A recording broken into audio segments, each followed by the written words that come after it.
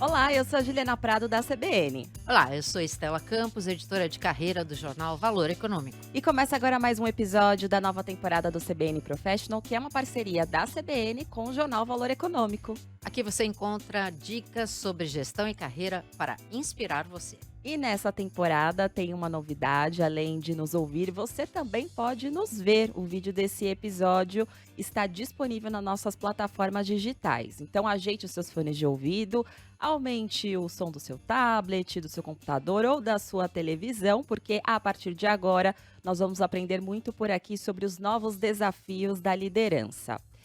E o nosso convidado de hoje foi um dos pioneiros no mercado de franquias no Brasil. Ele ajudou diversas empresas familiares a se expandirem e se profissionalizarem. Foi o responsável, por exemplo, pela expansão da rede de cafeterias France Café, ainda no final da década de 90, onde mais tarde se tornou diretor. Bom, em 2014, depois de um período como diretor na Sarali, que era a antiga empresa, dona das marcas Pilão e Café do Ponto, ele chegou a Sorvetes Rochinha, uma tradicional marca de picolé muito conhecida ali no litoral de São Paulo, fundada em 1981. Bom, de consultor, ele passou a sócio, diretor e finalmente CEO. Em 2016, ele adquiriu a empresa através da HM Participações, da qual ele é acionista. Bom, E desde então, a sua missão era dar continuidade ao plano de profissionalização da gestão e ampliar o portfólio e a distribuição dos produtos. E de 100 pontos de venda, a Sorvete Rochinha chegou hoje a mais de 3.000 pontos de venda, com 25 franquias em São Paulo, Rio de Janeiro, Paraná e Santa Catarina. E para falar mais sobre esse assunto, a gente vai conversar agora com o Lupércio Moraes, que é CEO da Sorvetes Rochinha. Lupércio, muito obrigada por aceitar o nosso convite. Seja muito bem-vindo. Muito obrigado a vocês pela oportunidade e bem, estou aqui à disposição para tentar colaborar aí com os ouvintes, inspirar alguns jovens e, enfim, responder as perguntas que vocês venham fazer. Vamos nessa. Lupércio, eu quero falar um pouquinho sobre o início da sua carreira, né? Logo ali no início, você decidiu fundar uma consultoria especializada em franquias, quando esse mercado ainda estava sendo regulamentado aqui no Brasil. Queria saber como é que surgiu essa ideia e como foi estar à frente de uma consultoria quando você ainda não tinha tanta experiência assim. Isso foi muito interessante, porque eu me formei em 90 e eu trabalhei nos últimos anos de faculdade e depois nos primeiros anos de formado numa pequena consultoria de um professor meu da faculdade. Era o professor da matéria de marketing e ele tinha uma consultoria especializada em desenvolver planejamento estratégico para empresas emergentes, para pequenas empresas que tinham potencial e que não tinham conhecimento de estratégia. E eu fiquei com eles uns 2 ou 3 anos e foi um aprendizado incrível. Mas eu sempre tive um espírito empreendedor muito forte, era notado pelos meus líderes e eles me incentivaram a voar sozinho. Então eu conquistei lá um cliente pequeno, que era pequeno para o tamanho da consultoria, mas eles me motivaram e falaram: pega esse cliente, começa a sua vida porque você não tem característica de subordinação claramente, né? Eu já sabia disso. E a gente entende que você tem que levantar voo e eles me apoiaram super. E eu comecei com esse pequeno cliente, mas eu não tinha experiência suficiente para ser um consultor. Aí eu falei, eu preciso descobrir algum mercado que seja um mercado extremamente novo e que caiba a juventude, a energia, como hoje é o mercado das startups. Franchise aconteceu exatamente da mesma forma. Em 92, franchise já estava acontecendo no Brasil e não tinha regulamentação, não tinha lei. Então, tinham poucas consultorias novas, todas que estavam começando no mercado. Eu percebi uma baita oportunidade, fui me especializar no setor. Então, me tornei um especialista e comecei a assessorar empresas que estavam surgindo para o franchise. E eu criei uma consultoria que tinha um modelo bastante próprio. Eu trouxe esse know-how de desenvolvimento de planejamento estratégico que eu tinha na empresa que eu estava vindo e conteúdo de franchise. Então, eu propunha às empresas que estavam entrando no franchise ou que estavam vindo dos Estados Unidos normalmente, marcas que estavam chegando aqui precisavam ser tropicalizadas. Eu propunha desenvolver o planejamento estratégico e formatar um modelo de franquia, porque todo mundo precisava se adaptar e formatar o modelo de franquia. Logo em seguida que eu montei essa pequena empresa, a lei de franchising foi promulgada. ainda no governo Itamar Franco, em 94, se eu não me engano. E aí o mercado virou um alvoroço, assim, muitas empresas ao mesmo tempo ingressando. E aí eu percebia que essas empresas, elas não tinham, exemplo, por exemplo, o cara tinha 3 cafeterias, ele era bom de tocar 3 cafeterias. De repente ele se via dirigindo uma rede com 30 lojas e tendo que ter gestão, RH, finanças, marketing, e esse empresário era um varejista que não tinha noção como estruturar isso. E aí a minha consultoria se especializou em fazer uma espécie de outsourcing, de gestão. Então nós tínhamos especialistas em RH, especialistas em finanças. Então a gente ajudava a franqueadora a se estruturar e, ao mesmo tempo, se formatar no modelo que a lei exigia, né? Eu tinha suporte jurídico, então a gente formatava toda a parte legal, desenvolvia o planejamento estratégico da empresa, e com isso eu assessorei empresas, várias empresas, durante 4, 5, 6 anos, até que elas estivessem 100% autônomas aí, algumas já estavam bastante grandes, e foi uma oportunidade muito rica, assim, foi muito interessante. Agora, antigamente, né, quer dizer, nessa época, né, tinha muito executivo, né, comprava uma franquia, porque falava: "Esse é o meu plano B", né, Verdade, era muito, natural, como você falou, muita gente se aventurou nisso aí sem estar preparado, e tal. verdade. Ou falava assim: "Vou comprar essa franquia para dar para minha mulher", Uhum. não tinha Esse uma era o coisa assim, clássico, era o clássico, Uhum. esse era né. o E clássico, aí depois quando eu estiver andando eu saio, né, me aposento e vou clássico. tomar conta dessa franquia. Eu queria que você falasse um pouquinho, já que a gente entrou nesse começo aí das franquias, como é que você escolhe um franqueado, né, porque eu imagino você falou das características ali, né, que o que que faz uma pessoa, você olhar e falar assim: "Olha, com essa tua experiência enorme ali, você tem potencial", você já aconselhou gente a falar assim: "Olha, não dá, pense em outra coisa", como é que funciona isso? Várias vezes. Veja, é o que eu costumo falar assim: a última reunião com candidato de franquia tem que ser a reunião de antivenda. Aquela onde você coloca todos os bodes na sala, que é a hora da pessoa refletir se realmente é aquilo que ela quer, né. Nessa trajetória, na minha empresa de consultoria, eu tinha também um departamento de expansão, que era uma fraqueza também dos franqueadores. Na verdade, os franqueadores não sabiam montar, eles não tinham ideia em geral, né? Por favor, não vamos generalizar. Uhum. Mas em geral, eles não tinham ideia do que era uma empresa, eles tinham ideia do que era um varejo, né? Eles montaram alguma coisa de sucesso, um varejo de sucesso, mas eles não tinham ideia do que era montar empresa com departamentos e tal. Então, eu tinha um departamento de expansão que cuidava da expansão de várias redes. Cheguei a cuidar de 10 redes simultaneamente, de negócios super diversos. E depois disso, um dos meus clientes, que na época era o cliente de maior destaque, era a Rede France Café, me convidou para ser CEO da empresa. Eu acabei virando sócio e eu fechei a consultoria por conta disso. E aí fiquei no France vários anos, numa época de uma expansão absurda. Teve um downsizing naquela época no Brasil. As pessoas queriam comprar franquia loucamente. Foi um negócio assim, as pessoas compravam sem olhar. Elas não liam documento, não se importavam, não, eles queriam comprar franquia, né? Uhum. E principalmente quando uma marca estava se destacando. E isso, te traz, na verdade, um know-how para entender quem é que tem mais tendência a dar certo ou dar errado. Mas tem um outro problema atrás disso aí. Nós temos uma pirâmide social, obviamente, que se reflete no perfil do investidor de franchise. Então, a pirâmide social brasileira, que é lá 3% de classe A, 15 a 18% de classe B, 40% de C e o restante de D e E, se reflete no empreendedorismo. Uhum. Então, quando você. 80% dos candidatos de franquia no Brasil querem comprar uma franquia até 100, 150 mil reais, porque é o capital que ele tem capacidade de investir. Uhum. Depois você vai enforcando a pirâmide.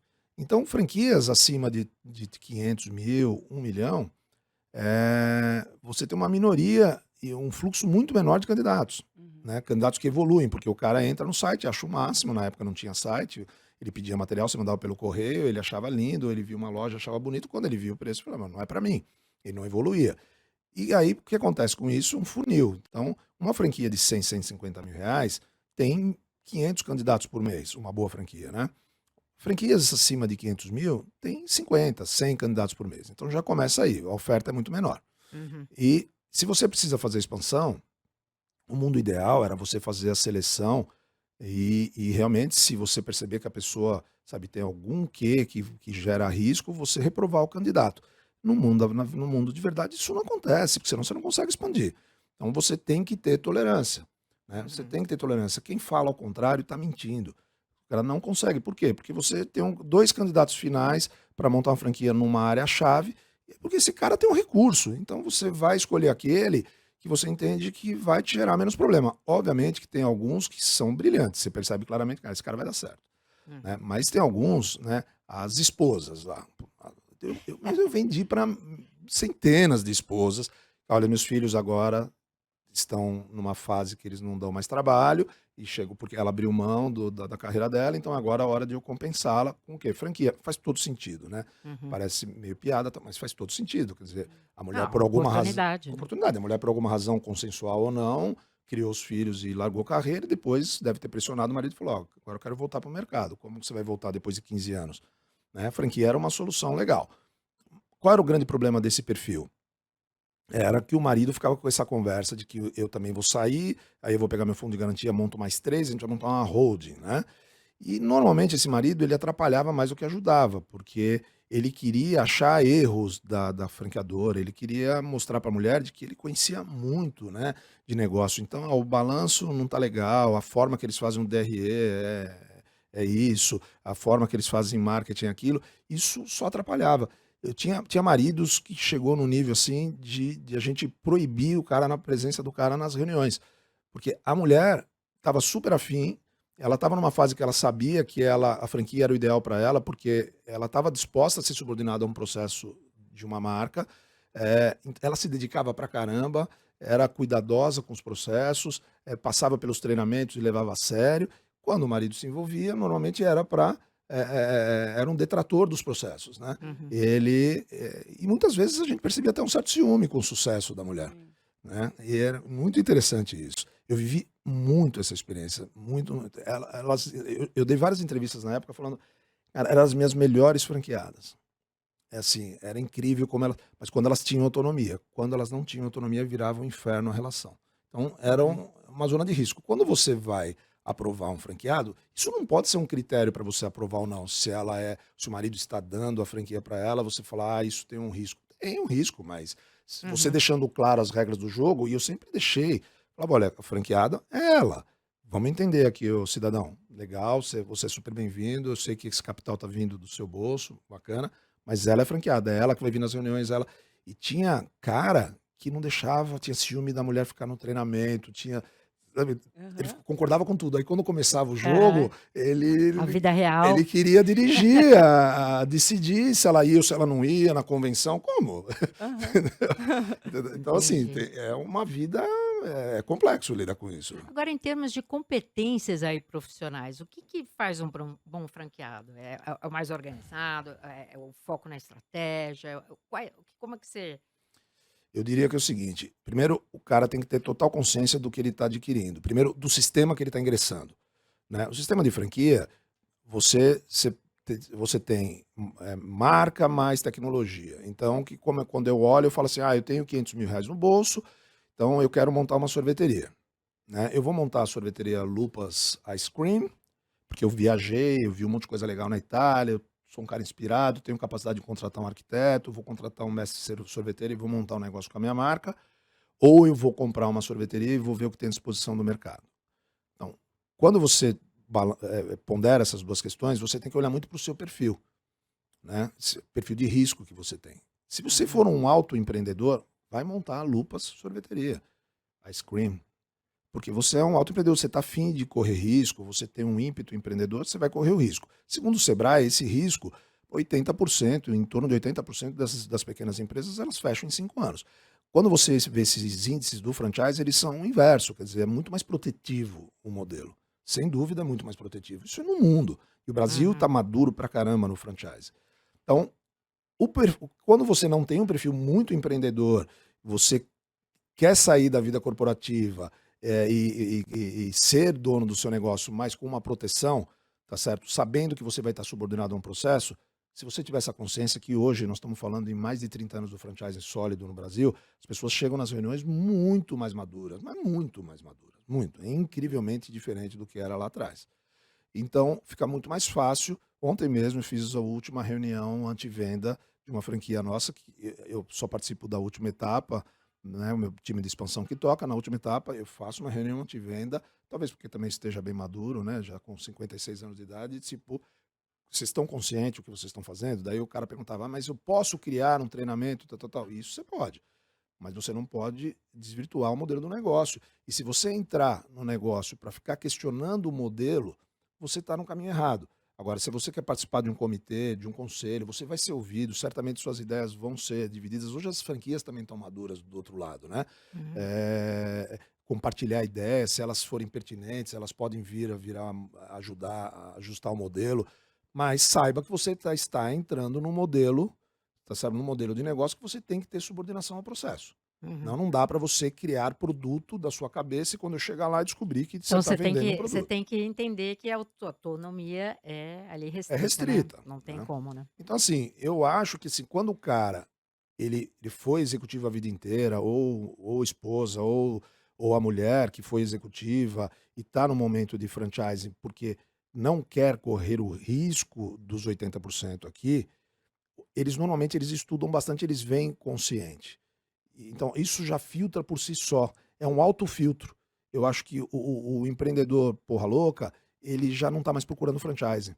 Ele já sacou. Eu ouço muito socialmente as pessoas falarem, franchising não é um bom negócio. Eu conheço não sei quantas pessoas que se deram mal com franquia e tal. Normalmente as pessoas que pensam assim, aquelas pessoas que realmente nem passa pela cabeça estar subordinado a uma marca, né? Ela tem muito mais prazer de eventualmente criar sua própria marca, seu próprio negócio, e muitas dão certo. Acho que é isso aí, né? Uhum. Então não tem o perfil correto. O perfil correto é o cara que tem o capital e tem disponibilidade clara à subordinação do processo que está desenhado ali. Ponto. Ponto. Para por aí. Porque se você começar a criar muitos mais critérios, você não tem franqueado. Uhum. Simples assim, Uhum. principalmente se a sua franquia for de alto valor.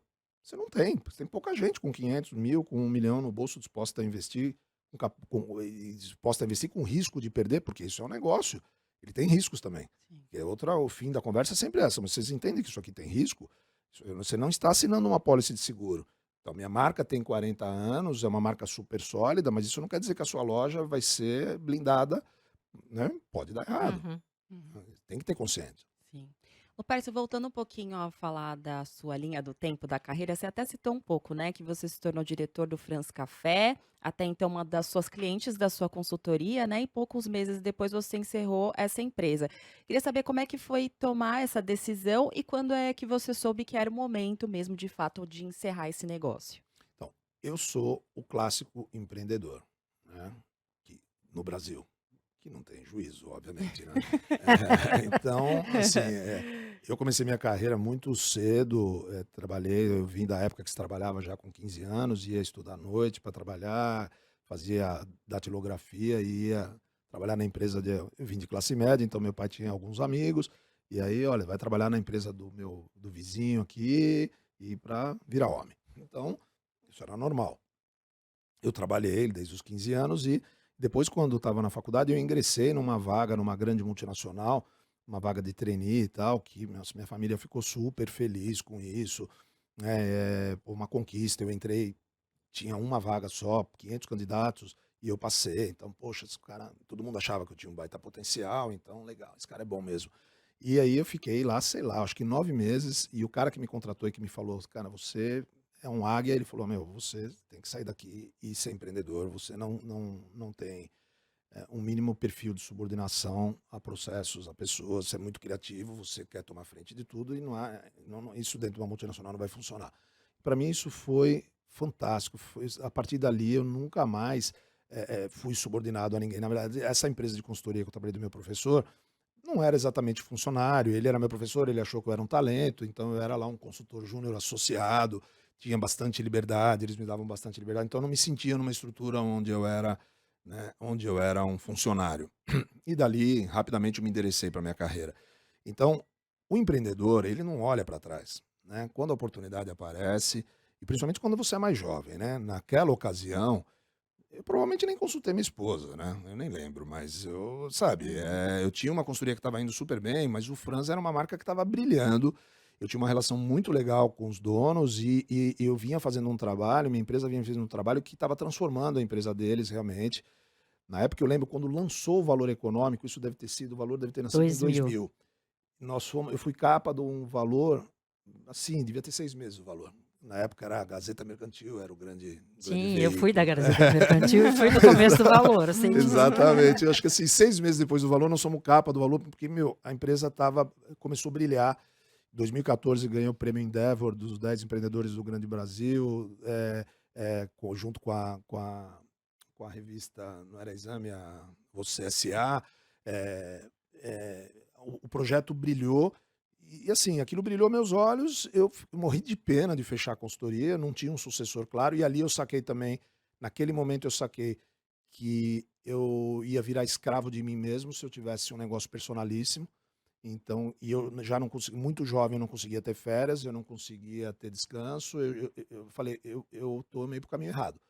E quando eu entrei no France, aí eu comecei a organizar minha vida de maneira diferente e tive uns burnouts. Na época ninguém sabia o que era burnout, né? Mas tive as crises de A ansiedade e gente não tal. tinha o nome, Não mas tinha o já nome, mas já tinha, tinha já o sofria. sintoma. Sintoma Já tinha o já, sintoma.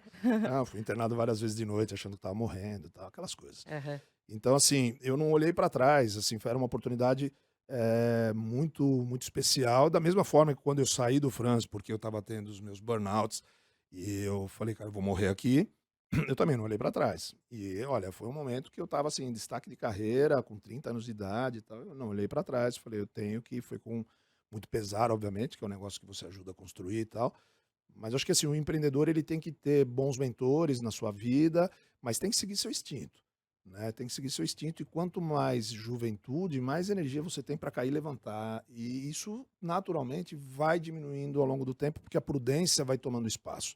Uhum. Então, assim, os empreendedores, quem tem esse espírito, tem que entender isso. De cada 10 anos, o ciclo de forma de tomada de decisão vai mudando, Uhum, né? Então, algumas você tem que tomar com 30, porque com 40 você já vai questionar, Uhum.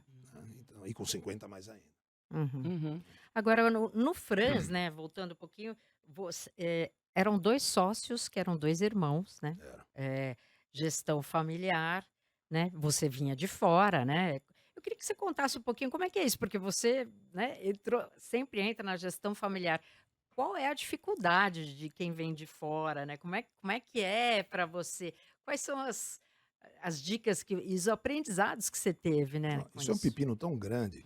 Você imaginar, hoje eu sou CEO da empresa que eu sou acionista, e até hoje eu sou procurado por headhunter, e assim, a cada 6 meses, um ano, me liga algum headhunter com um desafio desse, empresa nacional, de médio grande porte e tal, que a família decidiu profissionalizar, e que se eu não tenho interesse em participar do processo para ser CEO da empresa, eu falo, mas eu sou dono da minha empresa.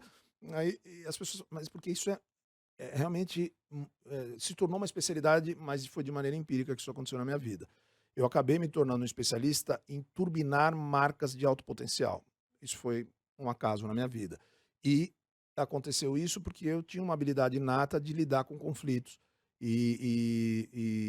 Então, assim, os sócios, por exemplo, do Franz, eram intuitivos, montaram uma rede na época que foi sensacional. Pô, era Starbucks brasileira, sabe? uhum. Os caras estavam Sim. bombando e eles montaram lojas num padrão legal, eles tinham bom gosto, eles viajavam, os caras tinham uma cabeça muito legal, mas eles tinham um preparo executivo muito limitado.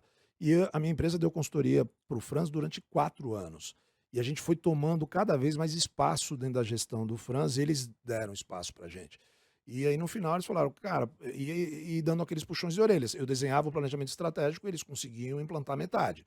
E aí chegou uma hora que eu falei, cara, vocês precisam fazer isso, vocês precisam ter um time executivo que execute. E ele falou, pô, cara, vem pra cá, né? E isso aconteceu de novo agora com o Rochinha, a mesma coisa.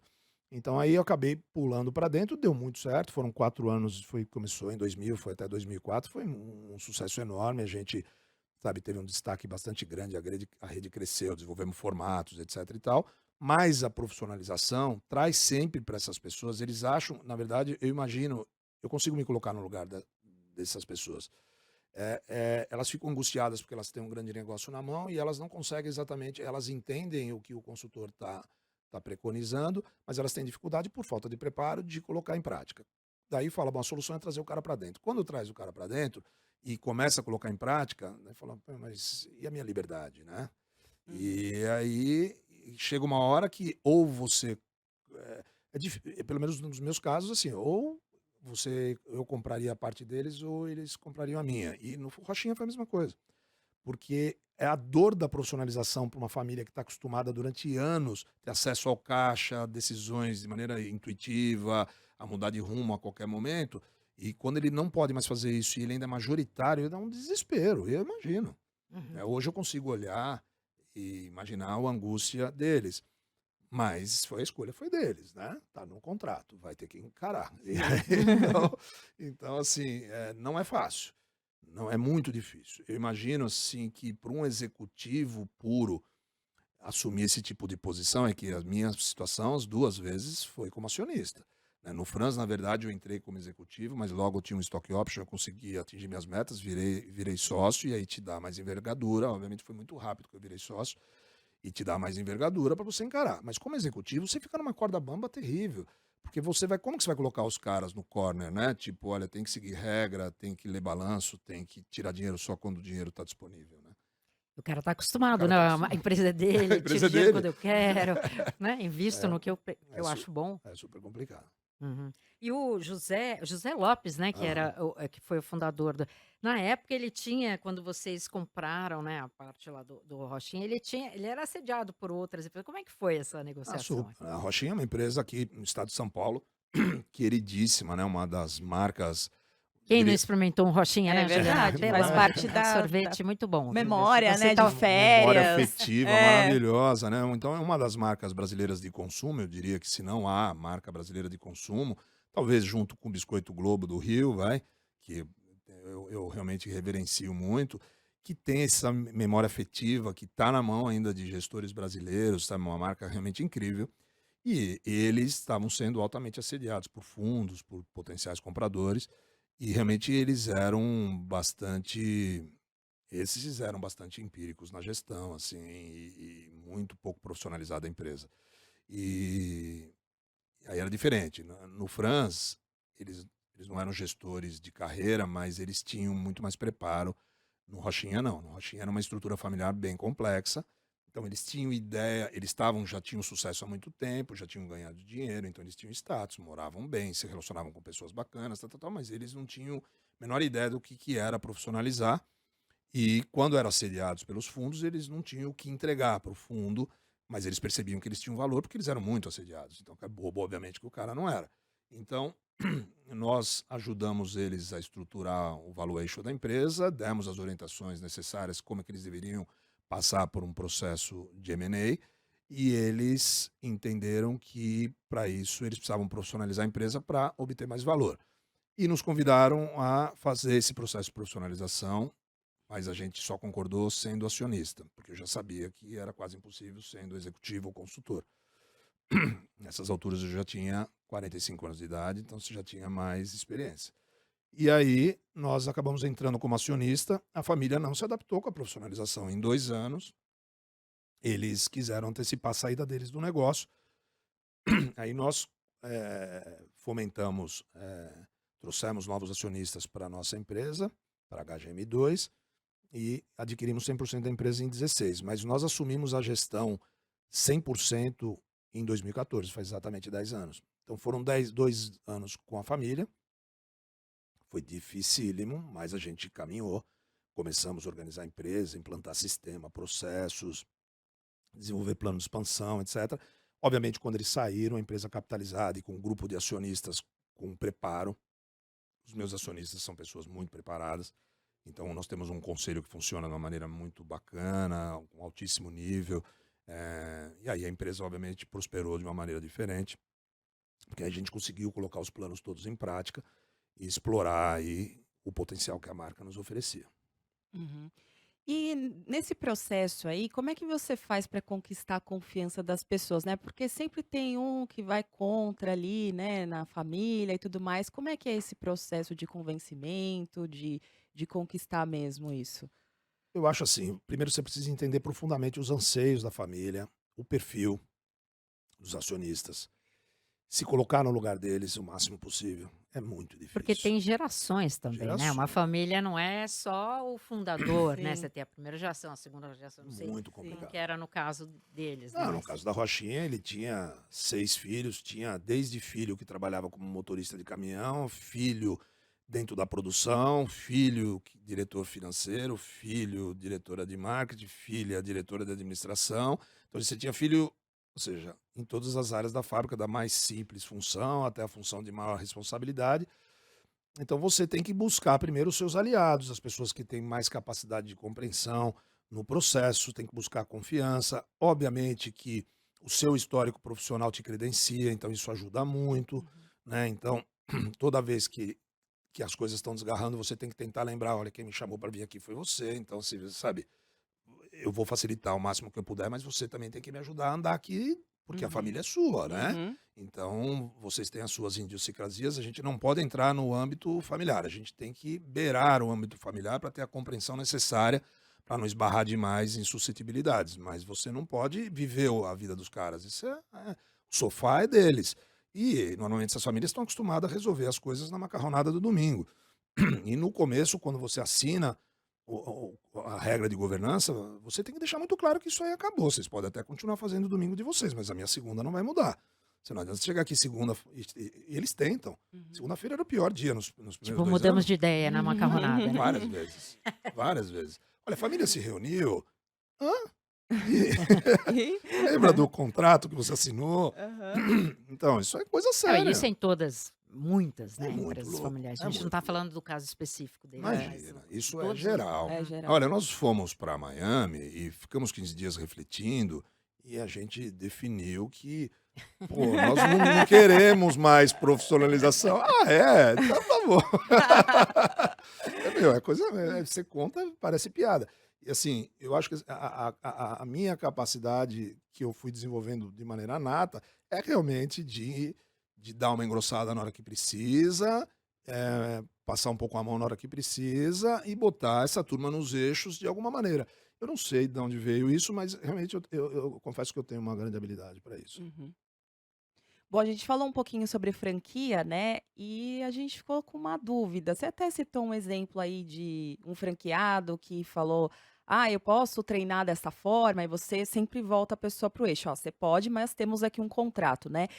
Queremos saber como é para você a questão da cultura organizacional, porque para você ela deve ser homogênea entre as diferentes franquias ou não? Então, vamos lá. A sua tua pergunta está sobre a estrutura da minha empresa ou sobre meu olhar para a franquia? eu acho que a ideia é falar um pouquinho das 2 coisas, É. né, Tá. porque, por exemplo, se você tem uma empresa familiar, veio com uma cultura, você tem, né, agora vai franquear essa empresa, qual é a cultura que vai aparecer a partir dessa mudança aí, né? Eu, Como é que empresa, você trabalha isso? Ou precisa franquear, todo mundo tá na mesma página, essa coisa cultural, você trabalha isso com eles? trabalho. Assim, ó, eu tive 4 empresas na minha vida. Eu tive uma consultoria durante uns 7 anos, que era minha, 100%. Depois, eu ingressei no France como CEO e sócio minoritário. Transformei a cultura da empresa, profissionalizei. Quando eu entrei lá, tinham pouquíssimos funcionários. Eles tinham um anseio enorme de colocar os filhos, que ainda eram jovens, mas eles estavam preparando os filhos para entrar. Eles queriam que os filhos ingressassem na empresa. E eu criei organograma, criei estrutura, criei cultura corporativa. Do France foi absolutamente incrível, assim, porque muitas pessoas que passaram por mim no France hoje são executivos de sucesso, inclusive no setor de franquia. Tem diretores de franquia, tal, que eram pessoas simples, que moravam na periferia, que vinham como consultores de campo, trabalhavam lá no McDonald's, a gente capturava, dava oportunidade, preparava essas pessoas, viravam consultores de campo, foram crescendo. E hoje eu tenho um baita orgulho, às vezes vou nas feiras ou vejo no LinkedIn, essas pessoas decolaram super. Uhum. Eu desenvolvi uma habilidade que também foi nata na época, se falava muito pouco disso, de diversidade. E também um pouco pela necessidade, porque a média empresa, ela não tem eh, condições de concorrer com o mesmo cara da grande empresa. Não adianta, porque os pacotes são diferentes. Então, assim, um cara que vem das melhores universidades e que vem com um currículo melhor, com maior envergadura, com línguas, etc., ele tenta, obviamente, setar sempre as vagas, o jovem, né? Estou falando, Uhum. tentar setar sempre as vagas nas maiores empresas, nas grandes multinacionais, eles têm muito mais chance nessas estruturas. A média empresa tem muita dificuldade de cooptar esse profissional. Uhum. Então, eu percebi isso muito cedo. Então, você não consegue concorrer com salário, com benefício, você não consegue concorrer com um monte de coisa. Então, eu falava, o que eu tenho de melhor? Meu charme, né? Eu tenho uma Hum. baita marca aqui atrás de mim, eu vou fazer isso, fazer uma marca desejada. E vou desenvolver essa galera de alguma forma que eles vão conseguir se desenvolver e vão contaminar mais jovens que queiram vir para cá. E isso no Franz deu muito certo. Nós formamos um time que foi, assim, incrível, incrível, que se entrelaçava com os franqueados. Eu lembro que a gente fazia de 6 em 6 meses os processos de treinamento, a gente vendia muita franquia. Os processos de treinamento duravam um mês, a gente se inspirou no modelo na época McDonald's, que era a maior referência que tinha, ainda é, né? Uhum. Fizemos uma universidade, fui para fora, né, fui visitar franquias internacionais, ver como que os caras faziam e tal. Montamos um negócio do nosso tamanho, mas com uma cara bem legal, bem estruturada. Quando tinha a formatura dos franqueados, a gente ia para uma balada. Aqui em São Paulo eu escolhi uma balada super especial, ia com os franqueados todos e todos os nossos funcionários. Era uma baita festa. E esses funcionários que moravam na periferia, eles vinham numa balada no Itaim, que brilhava os olhos deles, eles se relacionavam com pessoas que tinham já capacidade financeira, que vinham de outra cultura, e eles começaram a querer melhorar, e a gente foi investindo em política educacional e pilhando essas pessoas, sabe, para ser a ponte delas de acesso ao sucesso. E foi um baita êxito, um baita êxito. Em seguida, eu saí do Franz e continuei no café. Eu saí da franquia, eu estava no café, e aí eu fui ser distribuidor exclusivo de food service da Sara Lee na época. Então, todas as máquinas de café expresso da Sara Lee no Brasil eram minhas. Um projeto que deu muito certo. Que é a marca do Café do Café Ponto, do né, Ponto e Café Pilão, e nós fizemos um projeto que foi um baita case internacional, inclusive. E deu tão certo que depois a minha empresa foi adquirida. E essa empresa era 100% minha. Aí eu tive outra experiência executiva, porque assim, quando você tem sócio, mesmo você tendo poder e tendo conselho de maneira estruturada, você tem que agir de uma forma. Você tem que ouvir, você tem que respeitar, principalmente quando os sócios são os fundadores. Uhum. Mesmo no papel, você tendo poder. Então, eu acho que assim, essa habilidade que eu desenvolvi, quando eu me tornei empresário sozinho, eu me senti muito isolado. E eu fui procurar conselheiros na minha vida. E eu tive ótimos conselheiros. Então, assim, isso é humildade. Você não pode achar que você está voando sozinho, porque você fica isolado. Você não tem par para trocar ideia. Eu não tinha ninguém no mesmo nível que eu na minha empresa. Eu não tinha sócio, eu não tinha nenhum alto executivo, né? Porque a empresa é média. A empresa média não cabe esse tipo de cargo. Né? Uhum. Principalmente quando ela está crescendo, você não cabe. Você tem que crescer e desenvolvendo pessoas. Esse projeto foi um baita sucesso, um baita sucesso. Hoje eu tenho ex-colaboradores desse projeto que estão voando como executivos na Nestlé, em outras empresas. A gente formou um time também campeão. Várias pessoas vieram trabalhar comigo depois na Rochinha e com o mesmo perfil sempre. Pessoas que vinham de faculdades menos prestigiadas, que não moravam aqui na área nobre da cidade, mas pessoas que tinham brilho no olhar. E aí nós ajudamos muito essas pessoas a se desenvolverem. Desde aula de português na primeira hora da manhã, até aula de etiqueta, para as meninas mais jovens, a gente chamava ginecologista para falar sobre saúde sexual, chamava psiquiatra para falar sobre saúde mental. Então a gente trabalhou coisas que essas pessoas não tinham acesso nenhum. E isso numa época isso é diversidade na prática, Isso é né. diversidade na Uhum. E prática. isso foi quando? Isso Isso que época? 15 anos atrás, Antes de Uhum. entendeu? ser uma Antes de ser moda. moda, É. né. Antes de ser moda. E isso e incrível, porque assim, eu lembro que a gente, nessa divisão, nessa empresa que se chamava Pilão Professional, eh, a gente atendia clientes sempre de alto nível, né, joalherias, tudo muito aqui no Jardins era o foco, porque café expresso era caro, então as empresas que compravam café expresso normalmente tinham um perfil diferente. Uhum. E eu lembro que nós atendíamos uma rede de joalheria e os funcionários tinham que entrar dentro do shopping, entrar dentro da joalheria e dentro de shopping Iguatemi, sei lá, dos shoppings sofisticados da cidade. E eu percebia que eles se sentiam diminuídos, né? E aí chamei o RH e falei, gente, esses caras precisam ter autoestima elevada. Então, meu, vamos dar aula de português para eles, vamos ajudar, vamos fazer um uniforme super bacana, vamos dar aula de etiqueta. Eu lembro que lá, Glória Calil, sei lá, não me lembro direito. E aí, vamos ajudar aqueles que querem a se sofisticar mais, a se empoderar mais. Meu, incrível como melhorou. Assim, e vários deles cresceram, se desenvolveram, eles começaram a se sentir muito mais confortáveis em trabalhar num ambiente onde eles se sentiam, sabe, subjugados, se sentiam diminuídos, né? Eles tinham que entrar por trás, essas coisas, sabe? Aham. Passaram a ser recebidos de maneira mais respeitosa nas empresas. Então, isso foi muito legal, essa experiência. E eu fui sempre buscando trabalhar essa matéria-prima humana que eu tinha na mão da melhor forma possível. A minha empresa foi vendida, né, para essa multinacional, e eu fiquei lá entregando ela por earnout, que foi outra experiência incrível, porque eu nunca tinha trabalhado em multinacional. Então eu fiquei 2 anos aí dentro da empresa com toda a estrutura. Eu queria entender isso por dentro com profundidade, e foi muito legal, foi muito bacana. Obviamente que eu perdi um pouco de autonomia, mas eles tiveram cuidado de me deixar no meu prédio, na minha sala.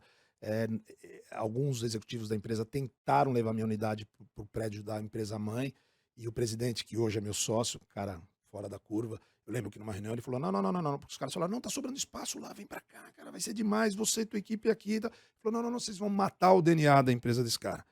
Ele Uhum. tem um DNA que não é o nosso, ele é especialista de uma coisa que nós não somos, por isso que a gente comprou ele. Deixa ele aqui. Meu Uhum. prédio era em Moema, do lado da minha casa, eu sempre trabalhei a pé, e a empresa era lá em Alphaville. Obviamente que se tivesse que ir, eu ia. Mas o cara sacou que tinha um bem-estar, era uma unidade que tinha que estar separada, e o DNA era outro, e tinha que se manter outro. Então, isso foi um aprendizado também incrível. Quando eu saí de lá, que eu vendi a empresa e tal, e aí depois no final a gente comprou a Rochinha, eu encontrei um desafio muito parecido do que eu tinha lá no França. Então, na primeira etapa, com sócio, tive que ter toda essa habilidade de lidar com as dificuldades da família. Depois, quando a gente adquiriu 100% da empresa, eu vivi uma coisa que eu nunca tinha vivido na minha vida, que eu falava, eu lembro que um dia eu tomando lá um drink com a minha esposa, eu falei para ela: "Pô, eu merecia um dia ter os sócios que eu tenho hoje", porque assim, eu batalhei muito para isso. Hoje eu tenho sócios de altíssimo nível. Foram conselheiros dos maiores bancos do Brasil, de presidente de grandes multinacionais, que me dão credibilidade. A gente tem reuniões de conselho de altíssimo nível, depois a gente sai para jantar, mesmo nas adversidades que, por exemplo, a Covid trouxe sequelas seríssimas para o caixa da nossa empresa e todo o meu setor. Então você deixa de ser o paraíso, né? Só está crescendo, só coisas boas. Você tem que ter reuniões para discutir dívida, coisas ruins, Uhum. capitalização, enfim, né? E o nível muito legal. E aí eu acho que assim, eu estou chegando numa fase de carreira que realmente eu falo: pô, que legal, né? Eu passei por tudo, né? E tive o privilégio realmente de ganhar a credibilidade de caras desse nível, que me dão autonomia, que me respeitam, e aí você aprende a respeitar muito eles, né. Ter um cuidado excessivo. Toda vez que eu vou fazer uma coisa de maior envergadura, eu penso: "Pô, será que eu não devia consultar, meu sócio sobre isso?" Isso no WhatsApp: "Ô gente, o que que você acha disso? Ó, vamos comer uma pizza, eu queria dividir uma ideia com vocês", por puro respeito. E eu percebo que eles percebem isso, que é uma coisa que provavelmente eles diriam para mim: "Poxa, faz aí, né, não Uhum. imagina, você está tocando a empresa". E isso, hoje eu diria que, nesse sentido, sabe, eu sinto, assim, super missão cumprida, sabe, eu cumpri todas as etapas, eu tive o realmente eu construí o direito de ter hoje os sócios que eu tenho, sabe. E o Rochinha, né, vamos falar do Rochinha agora. Qual é o desafio do Rochinha hoje, do negócio? Como é que vocês estão? Vocês estão expandindo, né, a gente falou aqui no começo, né, do episódio, em Uhum. outros estados, porque o Rochinha era uma coisa, né, querida aqui do litoral paulista. Sim, A gente está sendo ouvido pelo Brasil inteiro, então, sim. assim, é legal contar um pouquinho quais são os planos, qual é o desafio do negócio hoje. Na verdade, assim, sorvete é uma atividade regional, né, sorvete tem, sei lá, 15.000 empresas de sorvete no Brasil, e é uma atividade regional. Você só tem 2 marcas nacionais, são 2 grandes multinacionais, o restante são marcas que se fortalecem regionalmente. Por quê? Porque a logística é carésima, né, então não justifica você ficar levando sorvete daqui para Recife, Hum. a não ser que você tenha uma marca nacional, né, e é sofrível fazer isso. Mesmo as 2 multinacionais sofrem muito regionalmente, porque toda região tem um grande concorrente que incomoda ela pra caramba. E o cara é muito bom lá, né, então no estado de São Paulo tem um cara que incomoda eles, o cara tem envergadura, empresa brasileira e fala a língua do paulista. E assim é em Minas, assim é no Centro-Oeste, assim em tudo no Brasil. Então, ter o anseio de ser uma empresa nacional no setor de sorvete é uma bobagem, você tem que ter uma liderança regional poderosa, né. E nós temos um privilégio de ser uma marca que tem liderança no público AB no estado de São Paulo, né. Todo Uhum. mundo gostaria, né, de ser líder no estado de São Paulo, né. Nós Uhum. estamos num país poderoso, né. O estado de São Paulo, por si, é um PIB que concorre entre os 20 PIBs do planeta. Então, nossa marca, por que que nós adquirimos a marca? Pelo potencial que ela já tinha, sabe, dessa construção, dessa história de 45 anos no litoral de São Paulo, litoral norte, que é o litoral mais sofisticado do estado de São Paulo. Então, foi a primeira marca a estar lá. Então, as marcas grandes demoraram muitos anos para ir lá. Então o Rochinha ficou sozinho com um sorvete maravilhoso, as pessoas sempre, sabe, criando os filhos, tomando aquele sorvete, iniciando o namoro, tomando aquele sorvete, e com a marca crescendo na cabeça das pessoas, nós compramos esse potencial. Então, nós estamos fazendo uma expansão super estruturada no estado de São Paulo. Ainda tem áreas para a gente explorar, ainda no interior que a gente ainda nem foi. Então, nós estamos fazendo por ondas esse crescimento, de maneira bem racional. Quando você. É engraçado, há uns 5 anos atrás, eu contratei um diretor executivo da área de vendas, que ele passou pela empresa líder de mercado, a grande multinacional aí, que é proprietária, que a Unilever é proprietária, e ele passou por lá 10 anos atrás, como diretor nacional de vendas. Então o cara vinha com uma experiência muito interessante, com uma visão da multinacional. Ele falava assim, cara, 10 anos atrás, o Rochinha não aparecia nos relatórios Nielsen. Quando a gente fazia as discussões na sala, vocês simplesmente não existiam. Então, ele era carioca, e ele falava, e eu que era carioca, não tinha a menor ideia do que era Rochinha. E as pessoas falavam na mesa, falavam, olha, tem uns caras aqui do litoral que tem que ficar meio de olho, porque o dia que eles vierem para cá, essa marca é forte. Ele falava, para mim isso não significava nada, porque vocês não apareciam no Nielsen. Então, assim, o Uhum. executivo falou, cara, não tô nem aí pra você, entendeu? Aham. Hoje, quando a gente vai ter reunião nas grandes redes de supermercado e tal, nós temos uma posição Nielsen relevante. Nós temos, e quando você segmenta, nossa posição é muito relevante. Então, nas principais redes de supermercado voltadas ao público AB, nós somos líderes. Nós temos posição de liderança, número 1. Isso tem uma baita relevância. Não os pontos de venda nas áreas nobres da cidade de São Paulo e na região do interior 2, Campinas, Sorocaba, etc. e tal, nós somos líderes. Então isso tem uma baita relevância. Né? O que a gente está fazendo? Na verdade, cada vez mais nos concentrarmos no nosso perfil de público. Não dá para você lutar em todas as raias. Né? Então Uhum. você tem que ter um posicionamento de produto e preço claramente voltado àquele público que tem um recall da sua marca. Então, quando você vai entrando nas praças onde você tem menos penetração, por exemplo, nós temos uma filial em Ribeirão Preto, que a gente percebeu claramente, né? Quando a gente chegou lá, as pessoas de classe A de Ribeirão estão a 300 quilômetros da capital, 150 quilômetros do litoral norte. Pô, eu tô 450 quilômetros para ir para praia, meu. Não dá para ir de final de semana, É. né? De Uhum. avião, tudo bem, helicóptero, caso contrário. Não dá, por mais dinheiro que você tenha, não é uma questão de tempo. Então Aham. você vai só nas férias, ou eventualmente um feriado prolongado. Só que quem vai para o litoral norte de Ribeirão Preto? São as pessoas de classe A, né? Uhum. Porque é caro, enfim, Uhum. né? E essas pessoas vão em massa, assim, é muito comum. Riviera de São Lourenço, para quem não conhece aqui, enfim, os nossos balneários mais sofisticados, as pessoas daquela região alugam casa por 10 dias, pagam uma fortuna e vão lá e curtem e tal. Mas são poucas pessoas, mas são formadoras de opinião. Quando a gente chegou lá, a gente percebeu claramente, essas pessoas quando viam o freezer do Rochinha, nós tivemos um testemunho de um estabelecimento, de um restaurante, a dona não conhecia muito a gente, tinha ouvido falar, e a gente colocou o freezer lá. Ela falou, veio uma pessoa aqui, e a pessoa começou a contar a história dela com Rochinha, na praia de Maresias e tal, e ela começou a chorar. Era um homem. Aí ele falou, olha, eu preciso levar tudo que você tem no freezer, porque eu conheci minha mulher em Maresias, a gente tomava Rochinha, tudo isso aqui, eu não acredito que isso aqui está em Ribeirão, é incrível. Aí a mulher, eu fui visitar esse ponto de venda, a mulher me contou isso, e a gente ouve esse tipo de coisa o tempo todo. Aí o desafio é, bom, tá bom, esse cara que chorou, ele precisa contaminar outras pessoas, ele precisa falar da gente para aquelas Uhum. pessoas que não tiveram essa experiência, né? Então o desafio que a gente tem agora é levar essa experiência da emoção, porque a qualidade do produto é fantástica, todo mundo já sabe, e a gente, como o produto sempre foi natural, né, e as pessoas percebem que ele é de fruta pura, hoje, por sorte também, a tendência de mercado está toda voltada à naturalidade, a mais saudabilidade, a Uhum. produtos que você confia, fora a questão da indulgência, porque você toma o nosso sorvete de coco, é muito bom, não tem nenhum outro sorvete no Brasil igual. Então, assim, ele é natural, é de coco, o abacate é de abacate, e é maravilhoso, porque sorvete é alegria. Ninguém toma sorvete para sofrer. Né? Uhum. Sorvete é alegria, você está num momento de felicidade, né? Uhum. Então a gente. Isso eu herdei da marca, né? É claro que a gente sofisticou pra caramba, tem um monte de linhas de produto. Vocês estão no Fazano, não tem uma Estamos no coisa assim? Fazano, estamos num monte de lugar muito legal. Uhum. Estamos nos dois Fazano, da de Angra e no Fazenda Boa Vista. Enfim, porque as pessoas elas se encontram lá, meu, Rochinha, compram de monte, assim, e levam pro freezer das suas casas. Uhum. Porque se faz super parte, assim, desse ritual paulista, né? Então E eu como é que acho que o tem nosso sido futuro. no Rio de Janeiro, Paraná e Santa Catarina isso? Então, na verdade, assim, o Paraná e Santa Catarina tá indo muito bem, também empurrado pela colônia dos paulistas, né? Ah, Entendeu? Então, tá indo muito bem.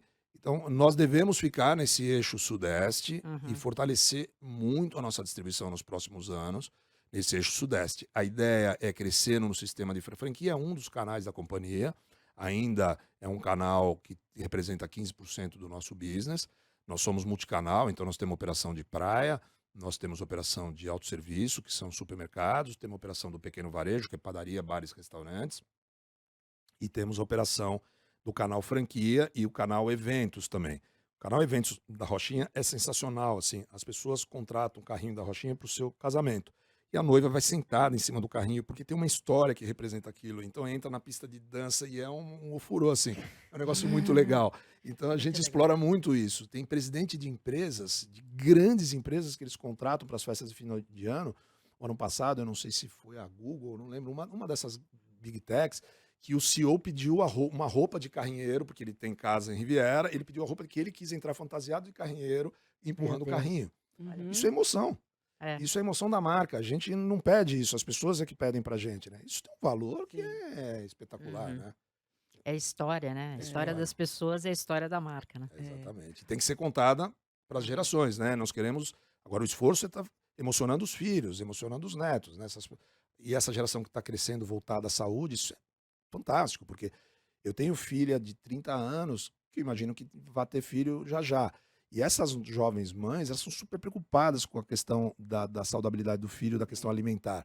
Então, o sorvete faz parte da alegria da criança, mas eu vou dar o sorvete, pelo menos de fruta pura. Tá bom, tem açúcar, porque sorvete sem açúcar não tem graça, é verdade. Sorvete maravilhoso mesmo, ele tem que ter açúcar, tem que ter leite, tem que ter gordura, mas ele tem.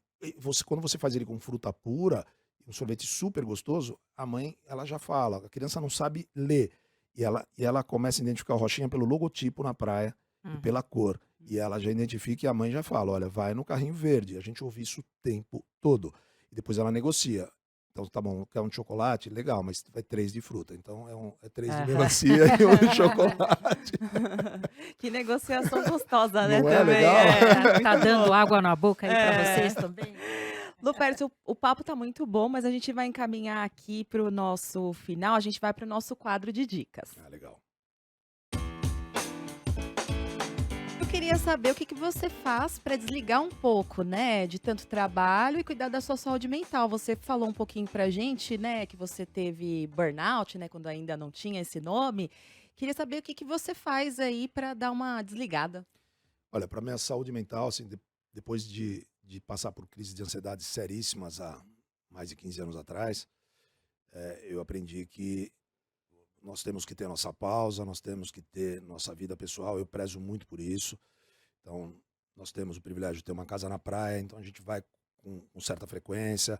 Não abandono o esporte de jeito nenhum. Eu não sou atleta, esportista, mas atividade lá com o personal, tal, de maneira regular, sempre fazendo e cuidando do corpo. Tirando férias obrigatoriamente com a família, não tem conversa. E hoje Você tira férias de quantos dias? eu consigo tirar de 15 em 20 dias Ó, hoje, com bastante tempo. pouquíssimas ligações acontecendo para mim. Lógico, Assim, isso isso é já é muito bom. muito legal, É. muito legal, muito legal. Melhorou muito isso. E assim, um dos meus sócios, que é nosso conselheiro, ele foi executivo de multinacional de consumo durante uma vida e é um parceiraço. Então, assim, eu tiro férias, eu peço para ele, falo, Dantes, pô, me cobre aí, já aviso com antecedência, e ele me cobre, e eu percebo que ele cobre com super prazer, as pessoas adoram ter ele lá dentro, porque o cara é um oráculo, e eu saio super tranquilo. E é um cara que vem de uma cultura corporativa super evoluída, ele não me liga. Ele não me liga. Então, assim, isso é muito legal. Eu consegui construir isso.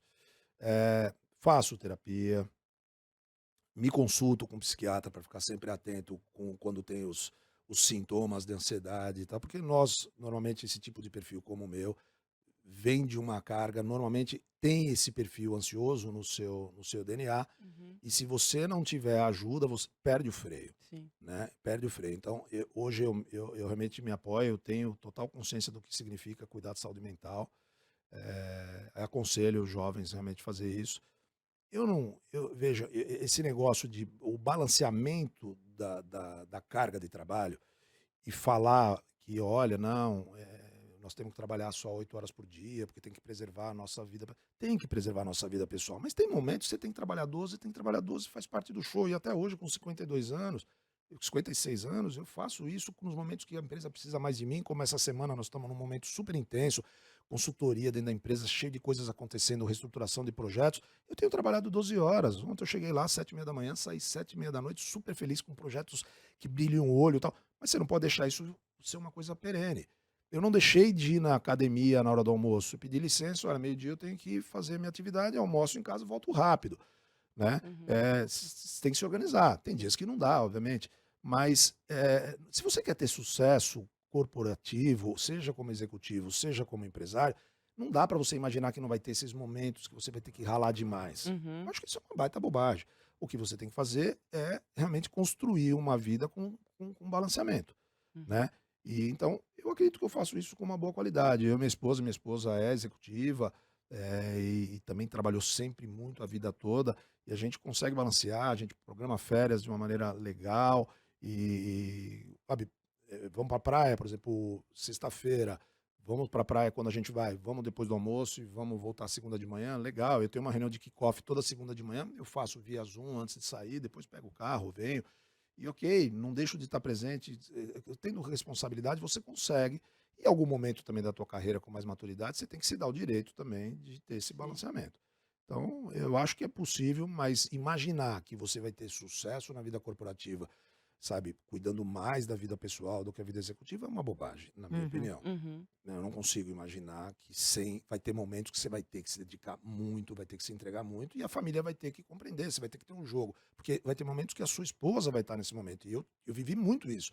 Minha esposa teve momentos que era final de semana tal, que eu tinha que compreender. Eu ficava bravo, às vezes falava, poxa, a gente está aqui na praia, vamos convidar pessoas para vir aqui fazer um churrasco. Ela falou, não posso, ela é advogada, eu tenho que revisar, tem uma petição, segunda-feira tem uma ação, que não, meu, por favor, não chama ninguém para vir aqui hoje, porque, sabe, eu não ficava muito feliz, mas você tinha que compreender, do mesmo jeito que quando era a minha vez, ela tinha que compreender. Sim. E com o passar do tempo e com as conquistas, nós dois fomos tentando tirar isso ao máximo da nossa vida. Hoje eu diria que está bem balanceado. Uhum. E você tem tempo para ler algum livro? Tem alguma indicação Tenho. aqui pra gente? Eu estou lendo um livro que um empresário italiano, amigo nosso, fornecedor da nossa empresa, me sugeriu esses dias e eu comecei a ler, que é Inicie pelo Porquê, se eu não me engano o título. Eh, que é de um escritor americano, que ele fala sobre qual a visão que você tem para construção, você deve ter para a construção estratégica da sua empresa ou do seu negócio. E o livro é muito inspirado no case da Apple, né? Então ele fala, poxa, o Steve Jobs definiu primeiro o porquê, depois o que e o como, né? Então, todos os produtos da Apple foram criados em cima de um paradigma do que ele queria causar no consumidor, definindo lá a essência da sua empresa e o impacto que a marca deveria causar no seu consumidor, que espaço que ele devia tomar na vida do seu consumidor. Uhum. E aí depois definir o que e o como. E depois então, ok, nós vamos fazer computador e como nós vamos construir esse computador super disruptivo para que as pessoas tenham aquela sensação e aquele desejo de ter a marca Apple na sua vida, de portar a marca Apple na sua vida, que no início não tinha smartphone, né? Eram Sim. os Uhum. Macintoshes, né? E depois tudo foi evoluindo nessa tendência. E depois ele apresenta vários cases e reflexões sobre isso, inclusive sobre a marca da Harley Davidson. Fala, imagina uma marca motivar tantas pessoas a ter sua marca tatuada no seu corpo, né? Sim. Andar, o cara é um motociclista Harley Davidson, ele anda com os anéis durante todo o Ele dia, vende tal. mais que a marca, é É, estilo de vida, estilo né. de vida. Então Uhum. ele definiu o porquê, depois ele definiu o que e o como. Tanto que a Harley Davidson para os motociclistas, né, sempre foi altamente criticada sobre a qualidade, comparada lá com a BMW, que não é. Eu ouço as conversas sobre amigos motociclistas, são engraçadíssimas, que quem não é raleiro, né, fala que a máquina não é boa. E o raleiro, ele simplesmente abstrai aquilo. Aquilo Uhum. representa muito mais do que um motor ou uma motocicleta. Então, você sempre tem que definir o porquê. E na Rochinha, isso para mim foi altamente motivador, porque no nosso caso é exatamente igual. A nossa marca, ela gera sensações, né? Depois o que e o como eu vou fazer o sorvete, qual sorvete que eu vou fazer, ele tem que estar em linha com essas sensações que eu quero continuar gerando em gerações, contaminando mais pessoas. Então, quando eu entrei lá, eu herdei um sorvete de coco e abacate que todo mundo ama. O desafio daqui para frente é estar setado no mercado, continuar olhando o mercado internacional, tendências e tal, e tudo que for criar tem que gerar a mesma sensação e multiplicar mais e mais e mais. Então, o que e o como tem que sempre vir depois do porquê, né? Isso faz todo sentido. Esse livro eu recomendo super, eu achei muito legal. Em português se chama Comece pelo Porquê, Comece pelo como porquê. grandes líderes inspiram pessoas e equipes a agir, do Simon Sinek. É isso mesmo. Então fica aí essa super indicação. Para fechar, você também tem tempo para ver filme, série? Tem Tenho. alguma coisa aí para indicar pra gente? Olha, aquela série Handmaid's Tale, Ah, o que é conto da Aya, né? sensacional, que vai ser a última season agora está sendo filmada. Elizabeth Moss assumiu, inclusive, a direção. Demorou, né? Tal. Mas vai chegar. Demorou, mas vai chegar. Na minha opinião, assim, foi a melhor de todas que eu assisti. Ela é longa pra caramba, mas eu recomendo pra todo mundo, porque assim, me assusta muito esse momento da polarização que a gente está vivendo. E essa série que começou a ser filmada antes desse movimento, antes de Trump, Aham. né? Mas Sim. certamente inspirado no que eles já estavam vendo, o que estava acontecendo, naturalmente, o ambiente já estava polarizado, né? Depois, obviamente, aflorou. Ela demonstra que eu ainda não assisti o Guerra Civil, mas eu estou para assistir esses dias, inclusive. com Mas, na Wagner minha Moura, opinião, está né? É absolutamente em muito linha. legal, É. viu? Não, Eu recomendo eu tenho aqui. certeza que está absolutamente em linha com a temática, porque são as consequências do que aquilo que a gente acha que é uma retórica inocente que pode acabar virando, de fato, uma cisânia. Então, assim, esse filme mostra claramente aonde vai parar uma retórica simplesmente de polarização de ideias. E depois, naturalmente, né, ele mostra de maneira muito cruel que aqueles casais que participaram entusiasmados daquele movimento, quando eles criam uma nova sociedade, a mulher passa a ser subjugada de uma maneira absurda. Então, as mulheres que tinham uma formação sensacional passam a ser donas de casas e criam um espaço. Ou seja, é um olhar reacionário absurdo, né? Quer dizer, que a gente está discutindo hoje e as pessoas precisam separar um pouco o que é conservadorismo, o que é o reacionário. O reacionário ele não quer mudança, ele quer voltar tudo ao passado, né? O conservador não, ele concorda com mudanças, mas de forma mais lenta, mais estruturadas, sem acontecer nada de forma abrupta, que é legítimo, né? Que é um balanço legítimo. Mas o reacionarismo é perigoso, né? Sim. E essa série ela mostra isso de uma maneira muito cruel, né? Com toda a estrutura que se cria. E a estética da série É assim, muito bonita, é muito bem fantástico, é feita, né? fantástico. Então, assim, eu recomendo super para uma reflexão, para que a gente tente E sair tem o um pouco livro, dessa né? situação. Ela começou Foi inspirada originário no no livro da livro. Margaret Atwood, né? Que é o Exatamente. Conto da Sensacional. Aya. E depois ela foi, né, Bom, fora que a desenvolvendo por ela dinâmica, né, mesma. da Elizabeth Moss é muito legal. Sim, Eu uma grande recomendo. atriz. É. Isso aí, vamos ver. Bom, Lupércio, eu queria agradecer as suas dicas, os seus aprendizados. Eu espero que você volte mais vezes aqui, viu? Poxa, com o maior prazer. Adorei Obrigada, aqui viu? estar com Foi vocês. ótimo o papo. Muito, mulheres brilhantes. Aliás, olha, na nossa empresa tem muita mulher na liderança. Elas mandam forte lá, viu? Nós Olha temos aí. pelo menos 4 cargos de liderança com mulheres empoderadíssimas, assim, muito legal. É Legal. isso aí. Bom, a gente conversou com o Lupércio Moraes, CEO da Sorvetes Rochinha. E Estela, te vejo no próximo episódio, combinado? Combinado. Muito Vamos lá. obrigado. Tchau, gente. Agora eu vou ficando por aqui em mais um episódio da nova temporada do CBN Professional, que é uma parceria da CBN com o jornal Valor Econômico. Se você gostou desse episódio, mande as sugestões para o e-mail cbnprofessional@cbn.com.br.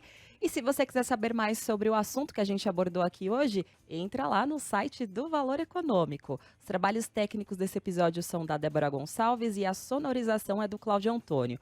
O roteiro e a produção desse episódio foram feitos por mim, Juliana Prado, Estela Campos e Bárbara Nor. E eu te encontro na semana que vem. Beijos pra você e até o próximo episódio.